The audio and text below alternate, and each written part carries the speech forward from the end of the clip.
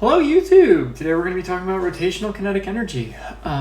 This should work for both AP 1 and C. And in particular, what we're basically going to be doing is going through and saying, well, you know, the entire energy unit still applies, still works. If you have objects going from one location to another, you should still be able to use the concept to model how fast things are going to be going at different locations, how high up things are going to go, things like that. But in particular, this one's useful for when the object is spinning in addition to moving side to side or up and down. That's the plan.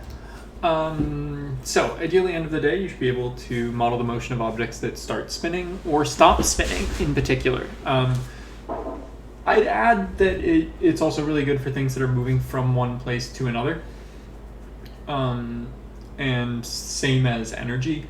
And really, it's just if the situation previously would have been one where you're like, maybe energy, still energy, it's just that now you have to include the energy term for spinning. Hopefully you should also be able to compare the movement of an object that's rolling down a hill to one that's sliding down a hill, and we're going to do that sort of qualitatively first. In order to really do that quantitatively, we need to be talking about rolling without slipping, which is something that's a little more complicated that we'll be doing later. I'm not entirely sure why. Honestly, we could just do it now, but we're going to do it later. So, rotational kinetic energy is the energy that has because something's rotating.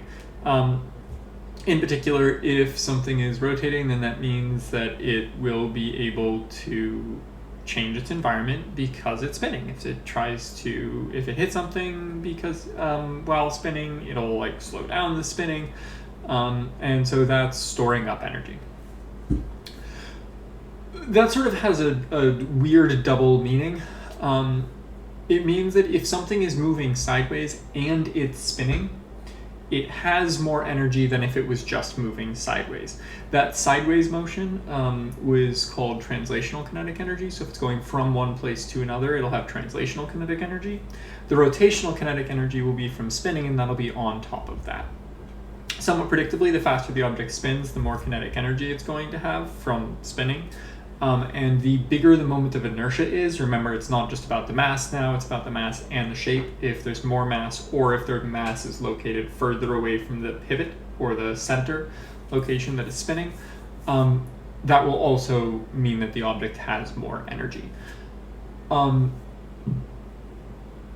thing that feels pretty relevant about a way that you can approach problems conceptually here is that if something has, it's not just that something will have more energy if it's moving sideways and spinning, it also means that it requires more energy to go at a given speed sideways while spinning. So a lot of times what will happen is if, for example, something is rolling down a hill, it will speed up translationally, meaning it'll go faster from one place to another, but it'll also be spinning faster and faster. And because it's spinning faster and faster, you're going to need to take some of the potential energy that you have stored up in that's getting it to move sideways, or whatever type of energy is stored up to getting it to move sideways, and siphon away some of that energy that would have gone to getting it to move faster sideways and put it towards making the object spin, because you still have the same amount of energy that you would have started with if you weren't going to be spinning. So weirdly enough, it's less that normally, okay, well, it's a wheel, so it'll just have more energy and move the same speed, but also have spinning energy. It's more along the lines of things like wheels will likely move slower in a scenario where they start with the same amount of energy, because some of their energy has to be taken away towards making the object spin. One last little note, we'll get into a lot more details on this later, but for now, if you see rolling without slipping, it means that you're not losing energy as heat, because friction will do work, but friction will do mechanical work instead of doing work that is dissipating mechanical energy. As long as the friction is static, because if it's slipping, then you have that sliding, that makes it kinetic friction, and that makes it much more complicated to model because you will actually be losing energy in that case. But when you have something moving side to side and it's rolling without slipping, then the bottom point isn't moving relative to the ground, so there's no sliding friction, and because there's no sliding friction, you don't get energy lost to heat, so you actually get to conserve all the energy. The equation we're going to be using for this, we've actually already derived, but it's that your kinetic energy from rotating will be 1/2 I omega squared, where I is your moment of inertia and omega is your angular velocity. And this should look really similar to the old kinetic energy equation, which is 1/2 I mv squared. 1/2 mv squared. And I is the rotational equivalent of m, so you're using it instead of mass. And omega is the angular equivalent of speed, so you're using it instead. This does have to be in radians per second in order for the equations to work out, so just a thing to be careful of there.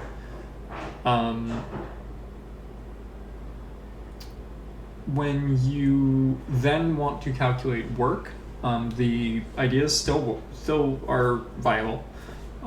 You can just take the angular equivalent of force, which in this case is torque, and you can take the angular equivalent of displacement, so angular displacement, and multiply those two, and as long as you're using the average torque, you'll get the work that's being done. This is physics C, so you could also take an integral of torque with respect to the change in angle, so tau d theta. And that'll get you the amount of work that's being done. This one is nice in particular if you've got a situation where something's like being brought up to speed or something's stopping and you don't want to or can't use the kinematics equations easily. You can just say whatever kinetic energy it has at the beginning or end will need to be equal to the work done to either give it that kinetic energy or take that kinetic energy away from it, in which case you can use that to figure out how far it rotates or something like that. All right, so we're going to do sort of more of a conceptual example, which is a bit weird for this class, but I think it'd be good to do one of those. So we've got a hoop, which I maybe should have picked a different object because hoops are going to make it a little easier, but here we are, of mass m and radius r. And we've got a block, and they're sliding down a hill of the same height and the same angle.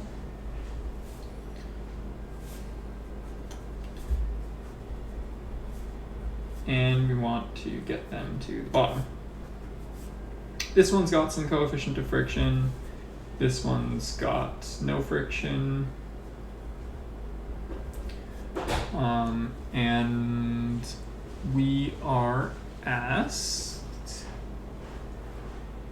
to draw a free body diagram. We are asked to figure out which force causes the angular acceleration for the wheel. We are asked to figure out what the work does to the energy. And we are asked which one reaches the bottom first. So temperature of our hoop versus time for our hoop versus the time for our ice. And we can't really quantitatively solve that without using some stuff from rolling without slipping, so we're not going to worry about that yet. So just pop in, talk about some concepts, pop out, nice clean video, hopefully pretty short. Which of course means at least 20 minutes. So for our free body diagrams for our hoop, the first basic diagram for our hoop is that we've got gravity going down, we've got our normal force going perpendicular to our hill, and we're actually going to have some friction going backwards against the hill. And this might be a little counterintuitive because it's not slipping, it's not moving, so why is there friction? But the friction is actually what gets it to start spinning, as we'll see in part B. And so there kind of needs to be friction in order for this thing to be at all different from the ice. If both hills have no friction, then they'll just both slide right down. Something that's probably worth mentioning here, in the case that there is friction on the hill with the block, it does actually get a little more complicated. It'll depend on how much friction you have for the wheel and you need for the wheel in order for things to work versus how much kinetic friction you'll have for the block. For this one, nice, easy, we don't have to worry about it. But it is something that is worth spending a little bit of brain power on, maybe on your own. And sort of thinking about what scenarios would change the answer and how. Cool. So the second thing that in particular for rotation, because torque cares about where the force is being applied, we should probably look at where the forces are being applied. So the thing is that gravity, and we're going to kind of skip to B for this one, gravity is applying a force straight down from the middle. And so this one has no torque because the pivot, the moment arm here, is 0. So no moment arm means no torque, can't make it spin. Well, what about normal force? Normal force has a moment arm because normal force is being applied at the edge of the wheel. But normal force is going to be perpendicular to the ground. And if it's perpendicular to the ground, that'll pass through the center of the wheel because the ground will be tangent to the wheel and that normal force will be centripetal, and if it's a perfect circle of a wheel, it'll point straight at the middle. And so this force actually also applies no torque. So torque from gravity is 0, torque from normal force is 0, because our theta is 180. And sine of 180 is 0 between R and F. So that really only leaves us with one force, which is friction. And if we look at the force of friction, force of friction exists, so we've got the first thing off. It's got a moment arm, so that can lead it to potentially apply torque.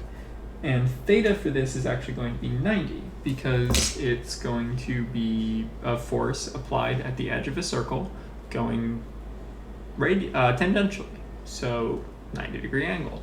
And so that all of these things together means that the force of friction will actually provide a torque going, in this case as I've drawn it, RF thumb goes, oh geez, that is hard to see for you. R goes down, F goes back up the hill, so thumb goes down into the page.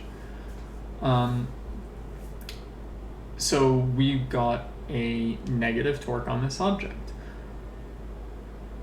That means there's going to be a force, and if there's going to be a force over a rotation, that means we're actually going to gain or lose some angular kinetic energy.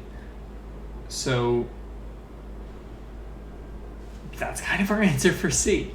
So friction is the force that's responsible for doing work on the object in like a rotational way and actually giving it its rotational kinetic energy.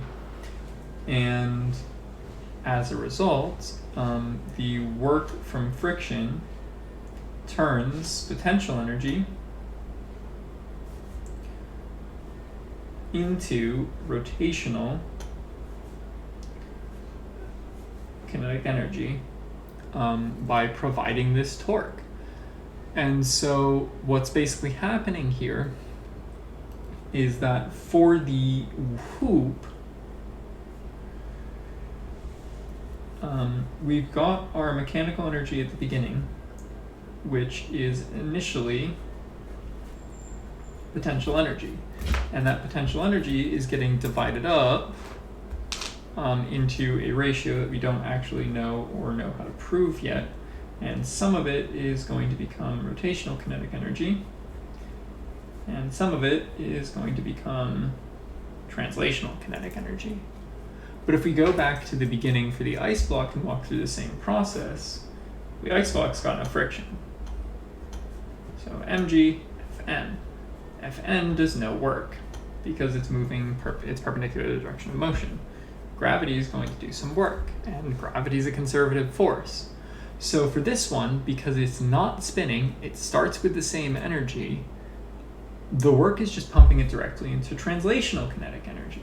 And so we've got this same block, but now for this one, it's just going straight into kinetic energy. And so when we look, it's not going to just be half and half, it'll depend on proportions based on moment of inertia equations. Spoilers. But what we wind up with is all our potential energy going into translational energy.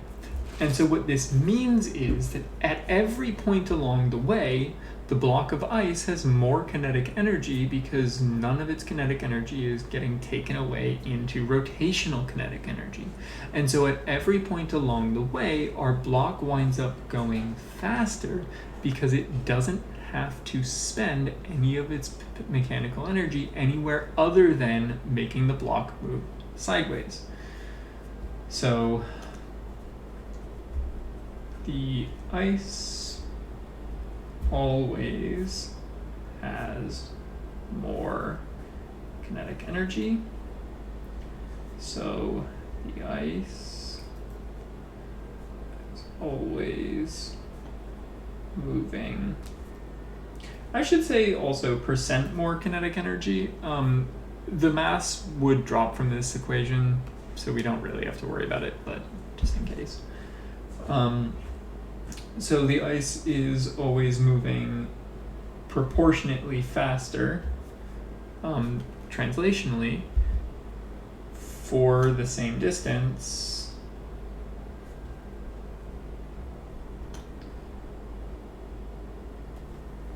and same start speed, so it gets to the bottom first. And there's an even easier way to answer this question without using kinetic energy. We could also literally just go back to our free body diagrams. This one's got friction pushing it backwards. This one doesn't. The acceleration of this one is going to be mg sine theta minus force of friction. For this one, it's just going to be mg sine theta equals ma. And so when we look at these two things, this one's got a negative force, this one doesn't. This one's got to have more acceleration. Same distance, more acceleration, same start velocity means it's going to get there faster. But sometimes it's easier to approach it with energy, and so I wanted to walk through the thought process for that. As a challenge for you, I would recommend making sure that you're able to conceptually answer the question of if you have a wheel going at a set velocity, so v naught wheel, and you've got a block of ice going at a set velocity, which one will make it further up a hill? So how does height for the wheel compare to height for the ice?